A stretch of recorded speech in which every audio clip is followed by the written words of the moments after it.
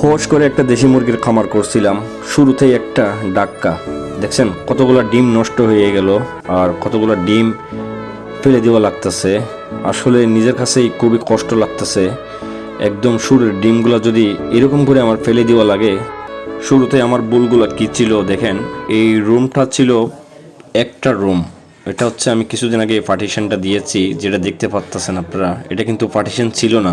শুরুতেই যে ভুলগুলো আমি করেছি, আপনারা এরকম ভুল করবেন না।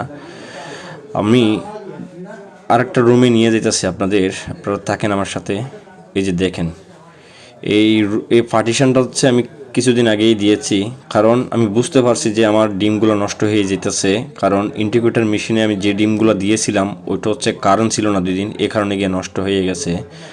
আর এই মুরগিটা দেখতে পাচ্ছেন, এই মুরগিটার আমি 16টা ডিম দিয়ে কিন্তু এখানে বসাইছিলাম। এখানে ডিম রাখছে 3টা, এগুলো নষ্ট হয়ে গেছে কারণ এগুলো 21 দিন পার হয়ে গেছে। কারণ হচ্ছে এই মুরগিটা এখানে একসাথেই সবগুলো ছিল, কারণ এখানে কোনো পার্টিশন ছিল না।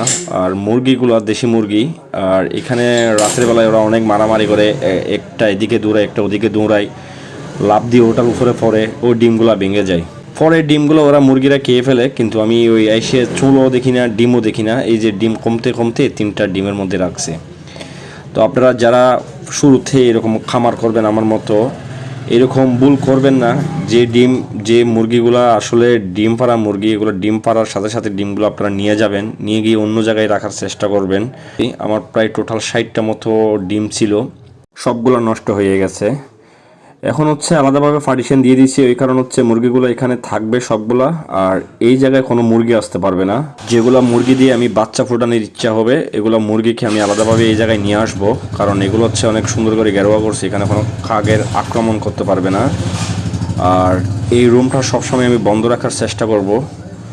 এখানে দেখতে পাচ্ছেন আমি কিন্তু বাচ্চা বোর্ডিং করার জন্য অলরেডি এগুলো রেডি করছিলাম। আর এখন যেগুলো দেখতে পাচ্ছেন এগুলো হচ্ছে ডিম, মূলত যে ডিমগুলো এখন পাততাছে রানিং, এগুলো হচ্ছে আমি সংগ্রহ করে রাখতেছি এখানে, বীজ ডিম বলা হয় আর কি। তো প্রথম দাফে আমার ডিম সবগুলো নষ্ট হয়ে গেল, দ্বিতীয় দাফে ইনশাল্লাহ চেষ্টা করব এগুলো থেকে বাচ্চা ফুটাই আপনাদের ভিডিও দেওয়ার জন্য।